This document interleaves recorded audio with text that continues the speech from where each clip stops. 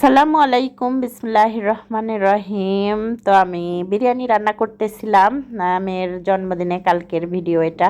আর এই যে এই মুহূর্তটা ধরে রাখার জন্যই আমি এই মানে ভিডিও বন্দি, ক্যামেরা বন্দি করে রেখেছি। আর সকালে ওর আব্বু এনে দিয়েছে কেক, তো কেকটা খাবো আমরা। হোয়াইট ফরেস্ট কেক কিন্তু হলো না, তারপরে এই কেকটাই এনে দিল ওর আব্বু। মানে ছিল কিন্তু ছোট, মানে দাম হিসাবে পড়তা হচ্ছিল না। আর এই তো এগুলো মানে জোগাড় যন্ত্র করেছি দুপুরে খাওয়া। মানে বিরিয়ানি বিরিয়ানি ওদের সেই প্রিয়, আমার ছেলে মেয়েদের, সেজন্য বিরিয়ানি করি ওদের জন্মদিনে, খুব ভালো হয়। তো এই যে আগের দিন খেয়েছি আমরা মাংস ভাত, সেজন্য পরদিনে যে বিরিয়ানির জন্য মাংস রেখেছিলাম শুক্রবারে আনা। আর এই তো আলু বোখরা, এগুলো কিনে এনে দিয়েছে সকালেই। আর এদিকে আমার সুন্দর পেঁয়াজ বেরেস্তা হয়েছে, কিন্তু লাস্টে ও মানে ভিডিও ক্লিপ নিতে নিতে পুড়িয়ে ফেলেছি একটু, কিন্তু তেমন একটা পড়ে নাই, হালকা, ওটা সমস্যা নেই। আর এই তো এদিকে মাংসটা দিয়ে ম্যারিনেট করব। আর আমি বিরিয়ানিতে একটু ঝাল ঝাল ফ্লেভারটাই পছন্দ করি, কাঁচামরিচের ঝাল, সেজন্য একটু বেশি করে কাঁচামরিচ দিয়ে দিলাম। আর এই তো সুন্দর করে সব কিছু দিয়ে দেব। আর এর মধ্যে কিন্তু আমি বাদাম বাটাও দিয়েছিলাম, মানে শীষ দেওয়া পরে, বাদাম বাটা পরে দিলেও সমস্যা নেই। টক দই সব কিছু এক এক করে দিয়ে দেব। আর টক দইটা আমি বাজার থেকে আনি না, টক দই আমি নিজেই বাড়িতেই করি, আর এটাতেই ভালো হয়, আমার কাছে খুব ভালো লাগে। আর এই যে মশলাপাতি দিয়ে দিলাম, বিরিয়ানি মশলাও কেটে সামনেই দিয়ে দেব। তো এই যে রাঁধুনি বিরিয়ানি মশলা, আর এই মশলাটা অনেক সুন্দরই হয়।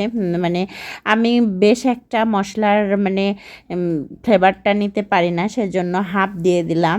1 কেজি চাউল রান্না করব, আর এখানে 3 পর মতো মাংস আছে। আর এই তো আলু দিয়ে দিলাম, আলু বোখরাও দেব।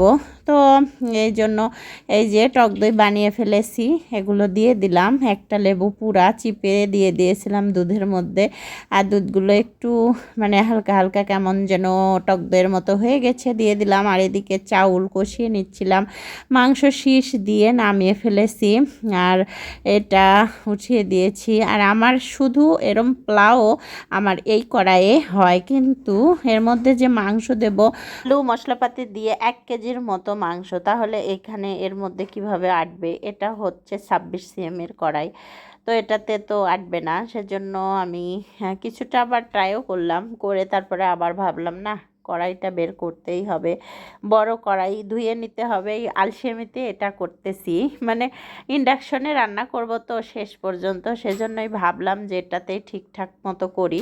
তো তারপরে হলোই না, লাস্টে আমি বড় কড়াই নামিয়ে ধুয়ে নিয়ে এটাতে উঠিয়ে দিয়েছিলাম গ্যাসের চুলায়। আর এই যে আলু বোখরা দিয়ে দিচ্ছি, গরমের মধ্যে হাত দেওয়া যাচ্ছিল না। আর কালকে তো অনেক গরম পড়েছিল, আজকে যেহেতু বৃষ্টি হয়েছে একটু ঠান্ডা ঠান্ডা। কালকে আমি এগুলো করে মানে এমন অবস্থা হয়েছিল আমার, খেয়ে দিয়ে একটু রেস্ট করে আবারও রাতের বেলা মানে রান্না করেছিলাম। আর এই তো আমার বিরিয়ানি প্রায় রেডি, মানে এখন দমে দেব, সেজন্য এটা করতেছি। আর এই যে দিলাম ঘি।